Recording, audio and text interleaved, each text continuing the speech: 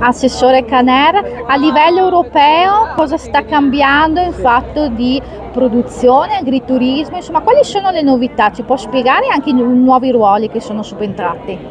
Sì, assolutamente. Oggi abbiamo un nuovo commissario della Commissione europea che tra l'altro noi assessori all'agricoltura delle regioni abbiamo incontrato a Il Vinitaly, dove abbiamo discusso di quella che sarà la prossima programmazione della PAC, della politica agricola comune. Ecco, assieme al commissario Hansen abbiamo reso noto quelle che sono le esigenze delle singole regioni, perché ricordo che l'agricoltura è gestita sicuramente tramite un ministero dell'agricoltura a livello nazionale, ma la competenza è una competenza regionale. Le singole regioni hanno agricolture e territori diversi, sicuramente il Veneto non è la Sicilia per tanti aspetti, anche per condizioni pedoclimatiche. Oggi il cambiamento climatico impone anche alcune riflessioni importanti.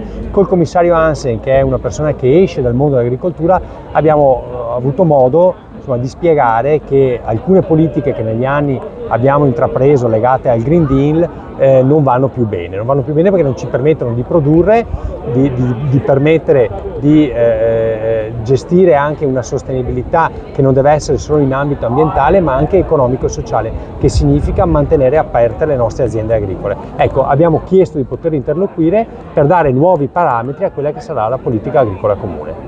Per il futuro dobbiamo essere ottimisti, pessimisti o semplicemente stare ad attendere quello che succede? Ma io sono ottimista per quanto riguarda la nostra agricoltura, perché ho visto che anche come Regione Veneto, grazie alla ricerca, all'innovazione tecnologica e grazie all'apporto delle associazioni di categoria, le varie associazioni del settore zootecnico piuttosto che vitivinicolo, dell'ortofrutta, e grazie alle università venete molto importanti, Padova, Verona e Venezia in particolare, riusciamo grazie alla tecnologia a pensare a nuovi modi per produrre con attenzione alla sostenibilità senza venir meno alla qualità del prodotto. Ecco, io penso che queste nuove tecniche ci permettano di continuare a fare agricoltura rispettando l'ambiente, ma rispettando anche le produzioni e soprattutto i posti di lavoro.